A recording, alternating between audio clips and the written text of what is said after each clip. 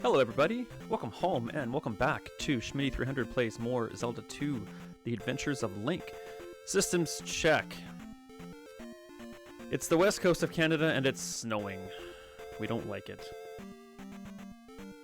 We just don't like it. Supposed to get a centimeter, got about 6 inches. And it's still coming down. Good stuff. Good times to record some video game footage though, so that's what we're gonna do. We left off just about to start level 5, so why don't we do level 5? I think this is the exception to the, it is. Nothing in there. Alright, level 5, Palace 5. Nice to have no choices to make at the beginning. So we'll find new kind of Wizrobes in this level. The kind that has an attack you cannot block, but it can be avoided. And they're tough to kill, but when you do, oh boy, they're worth lots of points, and they don't take any magic to defeat either. Thank you. Alright, we gotta ferry it up here first. Try not to get hit. And we'll come back onto this screen and get some free points and a key. For those thinking if there's a similarity between Zelda 1 and Zelda 2, there is a master key in this game. We don't get it until later, though. And excellent. Oh yeah. Let's be careful not to fall off. There we go. Alright. Let's get a little coffee going.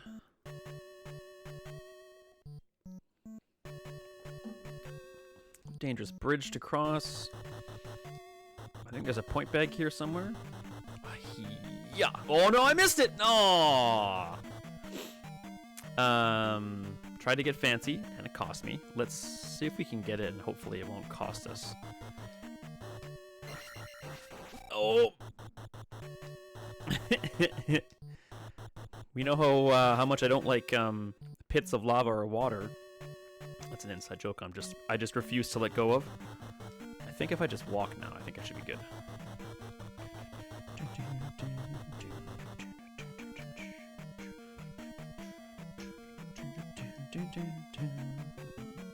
Alright, speaking of free points. Hey! Oh, man, well. Serves me right. Oh my god, he hit me 3 times! I deserved every single little bit of that HP that was lost. Every bit of it. I'll go ahead and try and blame the controller. Here we'll find the new Wizrobes. So they shoot a little fire, and they're... Uh-oh. That's gonna hurt. Oh, not quite. Excellent. They're only corporeal for a moment. So you gotta be quick. You can stab them, but you get hit by their fire if you stand still. So I personally find that the down stab is the best way to go, and jumping into the fire is not the best way to go. See that? 200, big old 200 points. Perfect. I will life it up. I think there's 2 or 3 on each half of the screen. I'm wrong. We were gonna go left, so we're gonna stick to our gut and just keep going left. Yeah. I'm gonna get to 5,000 pretty quick here. I believe there's a key up there. I'm right. So we gotta time this properly, which is not gonna be easy. Got it. And now we can hopefully pain-free, that was close, make our way forward.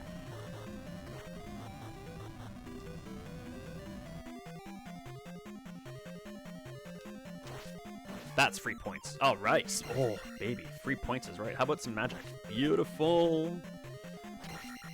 I'm going to hold off on casting life right now, though. Don't need it. Might need magic for something else a bit later. get the feeling I'm supposed to go... May have to backtrack, and for that I apologize for now. But I get the feeling I was supposed to go right when I went left earlier on.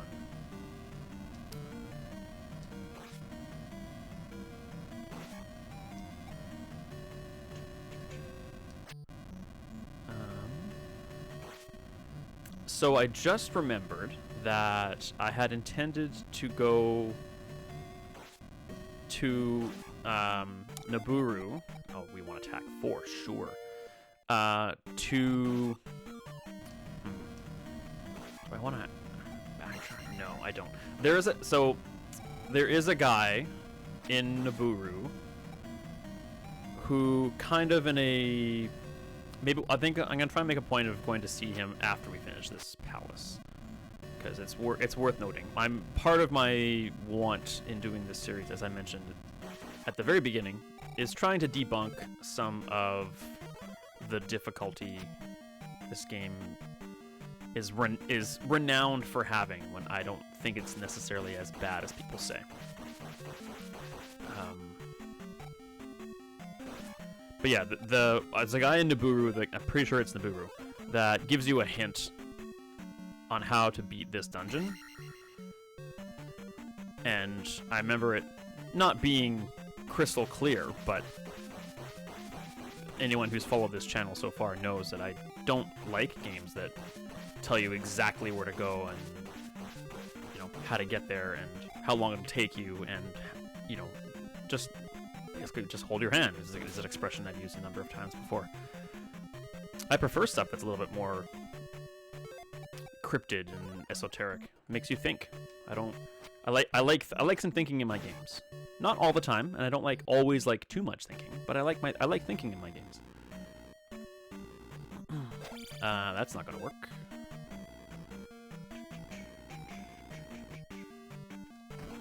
Yeah, there's probably gonna be some backtracking here. Unfortunately. When we get to the part where we get to the part of this dungeon that the dude was alluding to, I'll be sure to let you know. Or I have every intention of letting you know, but I'm pretty sure I'll be able to remember that. Okay, these guys keep respawning. We need a key. It's down where we're gonna find it. I think down is where we're going to need more keys, if I'm honest with you.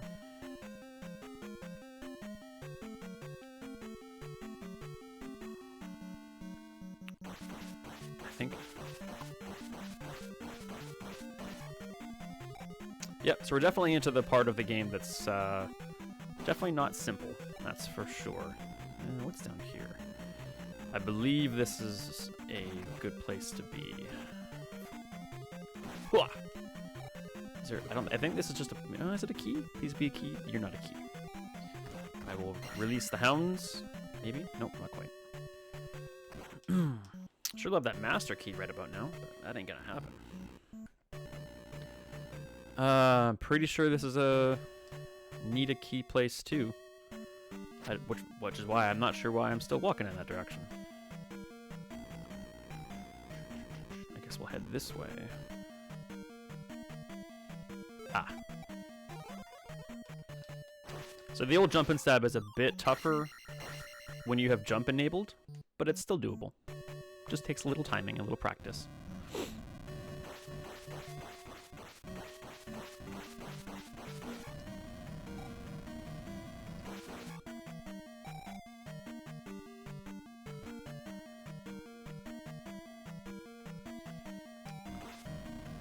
We're gonna get...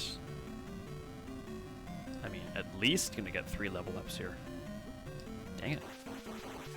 You can also change direction while you're mid down stab, if you're if you're quick about it. Because you saw me kind of bounce back and forth. Yeah, let's do it. Bounce back and forth on top of that skull thing.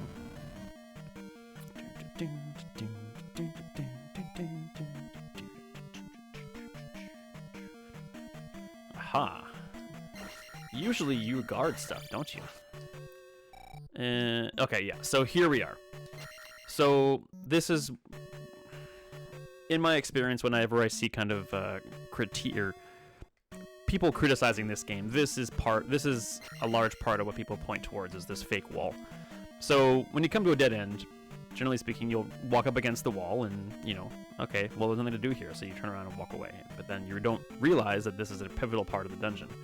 There is a guy, either in Naburu or Darunia, that says something to the effect of, you know, not everything is as what it seems, you know, something like that.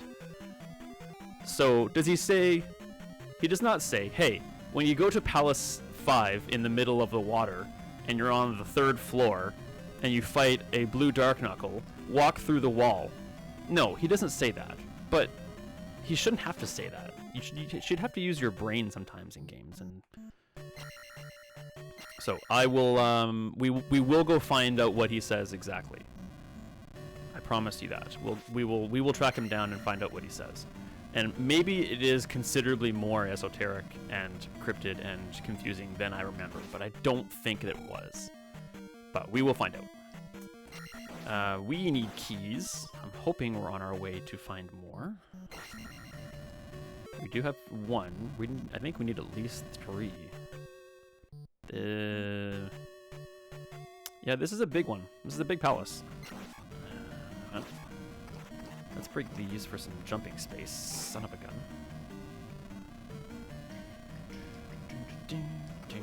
That was dumb. Don't do what I just did. Do as I say, not as I do. Especially when it comes to jumping over pits. Ha! Okay, I'll try and let it go. Oh gosh. Son of a gun. They just appear out of nowhere. Yes, so this leads you to the final key that you will be looking for once you've explored everything else.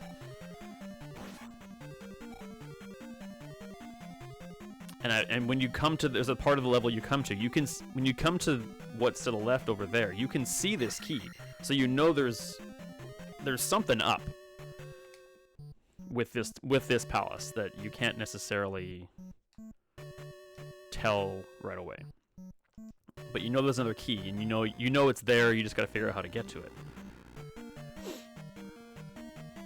And also, like, for those that are watching or listening, and still think that the critiques are justified, like, you need to, like, my brain has never really left the mindset that I had when I played this as the first time. Like, when you grow as an adult, like maybe it's unnatural for me to.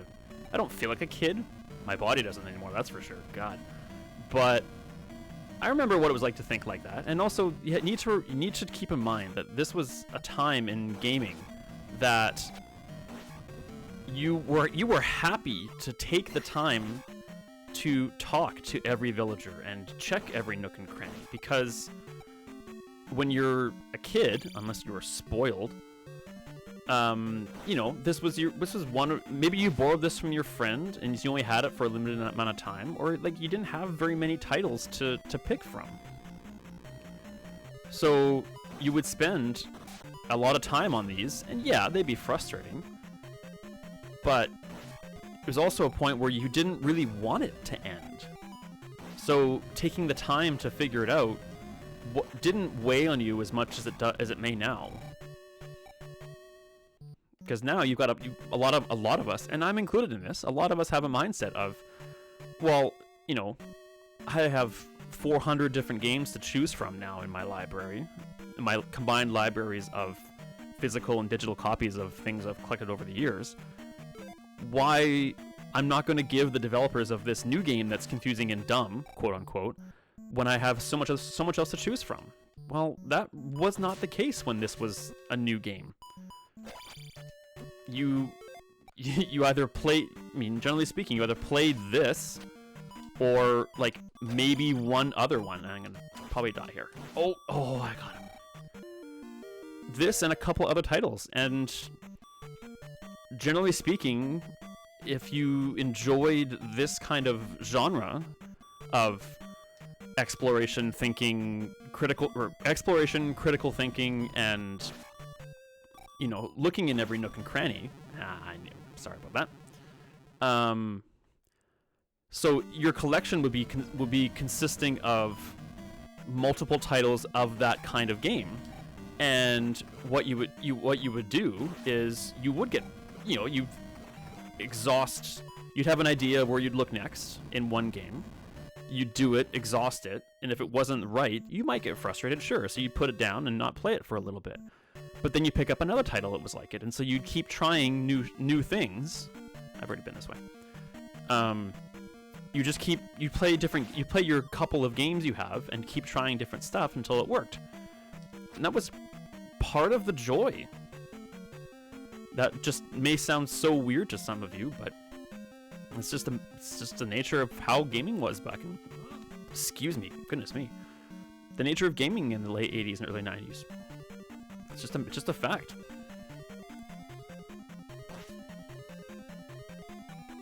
And also, part of the fun was, because internet FAQs, walkthroughs just didn't exist, there was a special status, at least in my brain, for certain people in my life, and at school especially, that, oh, he's the one that, figured out how to beat level 5 in Zelda 2. Being that kid that figured it out and had the answers was kind of special. Yeah. I'm trying to think of the people in the games when I was a kid that had that special place in my brain. I do like telling stories. Oh, we're out of keys. Sorry, I got a little sidetracked on my story there. We haven't been here yet, and maybe it's a key, so we're gonna check it out. I remember I had certain friends of mine that had certain games that I desperately wanted to play. It is a key. That I desperately wanted to play. And would go over to their house or borrow the game and quite frequently, especially during the console wars, not only would your friends have different games, they have different systems. So I grew up with we went from Nintendo, we went to Genesis, then we had a Super Nintendo, and then we went back to Genesis for reasons I can't remember. I'm gonna get up there and beat this Dark Knuckle, just because. Ooh, man, that was a good choice. And and especially for me in my more formidable gaming years as a teenager, it was 64 versus PlayStation 1. I remember I never owned a 64 until much later in my life. We're gonna try this key. No, that's the boss. Where do we go? Schmindy got a little lost. Oh, we got the flute already. Oh, so it's boss time. What was at the beginning of the castle then when we went right? Or when we didn't go right? Maybe I just have to go back there. We'll see. A huge title that is one of my favorites to this day. I don't know if it's something I'll play on this channel. It may be down the line, but Final Fantasy VII is one of my all-time favorites. It is boss time.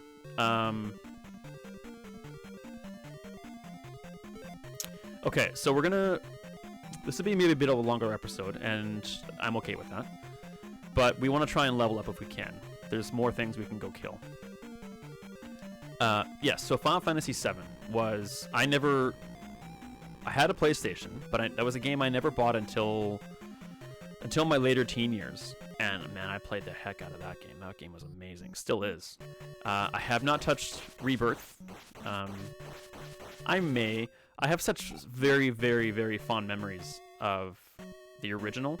Not that I'm implying that the Rebirth was going to damage the game, but I don't know. It might. It might change. It might alter my memories in some way. I don't know. I'm not averse to playing it someday, but I don't have it, and I don't plan on buying it anytime soon. I hope I'm going the right way.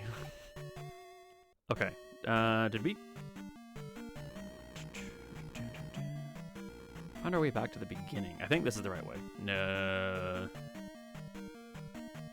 Yeah, I think so. I'm trying to think of now. Revisit. The first Final Fantasy 1 is a game I never owned as a kid.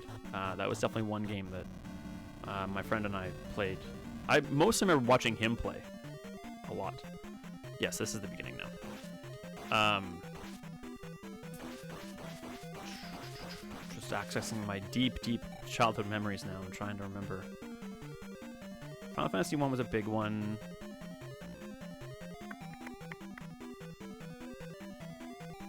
Yeah, nothing else is immediately coming to mind. If this is a point bag, I mean, we want points right now, but if this is a point bag, I'm gonna be happy and disappointed at the same time, somehow. Oh. And it's just absolutely nothing. Well, I'm glad I dodged that bullet. What else? Resident Evil 2 for the original PlayStation. And I don't think I owned either of those when they first came out. Those were some games that I had to experience with friends or borrow from friends. I'm trying to think of other NES titles, though.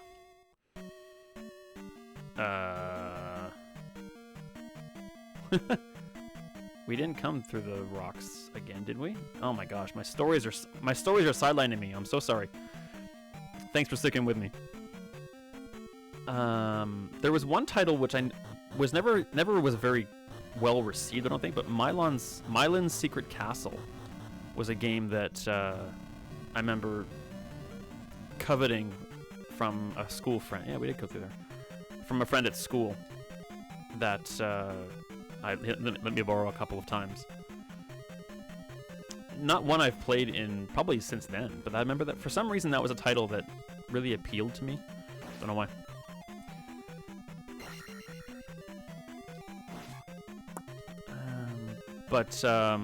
Yeah, I'm just kind of rethinking about like the schoolyard discussions about games, and I mentioned like the schoolyard kids bragging about in Zelda 1 when you're trying to get the white sword or the magic sword, you know, kids saying that if you just, you know, practice using your sword in front of the old wise dude, he just gives you the sword. Well, no, that's never ever true. But it's that kind of stuff where, you know, these claims kids would make, and the only way of debunking them was trying it out for yourself.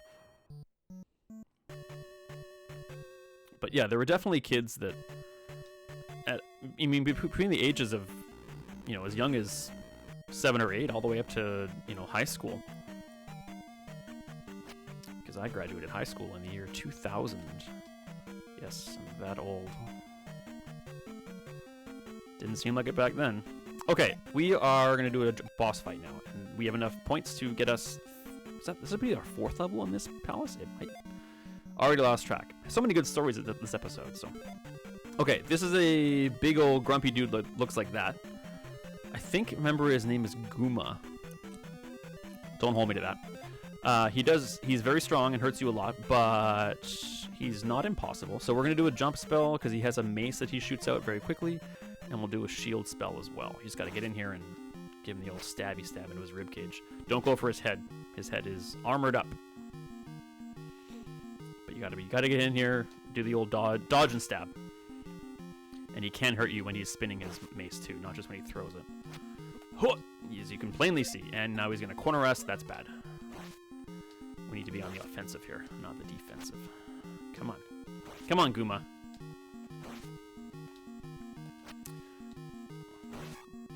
Excellent. So that'll get us another level. Beautiful. 25-minute or so episode. Not too shabby. Hiya!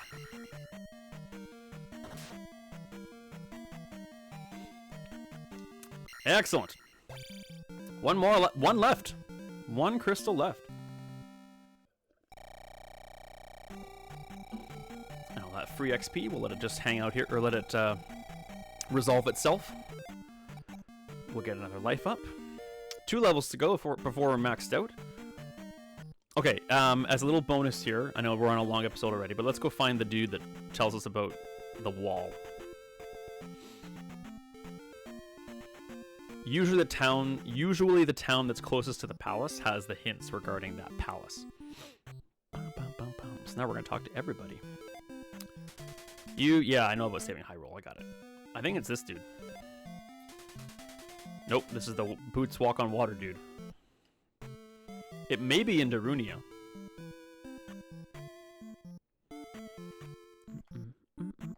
I think... Yeah, it's not you. You're the spell lady. You're the save Hyrule. Yeah, sure must. Might be this kid. Jump in a hole in the palace if you go.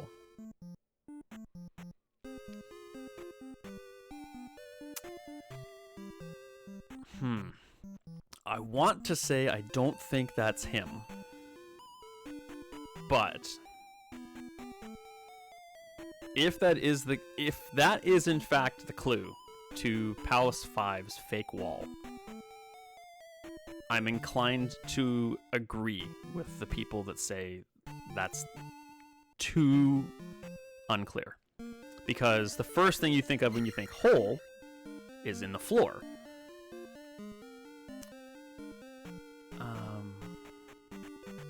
Oh, you know what? That has nothing to do with Palace 5. That's Palace 4. Because I'd have to go back and... We need to be in the episode to remember that. See a man in Darunia before the island. Okay, yeah, that's fine.